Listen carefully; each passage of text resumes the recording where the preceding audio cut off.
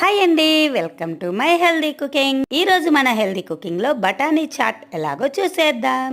ముందుగా బఠానీని అయితే కుక్కర్ లో ఉడికించుకోవాలండి. ఉడికించిన బఠానీని ఒక ప్యాన్ లో కొంచెం ఆయిల్ వేసుకోవాలి. ఆయిల్ వేయకున్నా కూడా పర్వాలేదండి. నేనైతే ఆయిల్ వేయకుండా డైరెక్ట్ బఠానీ వేస్తున్నాను.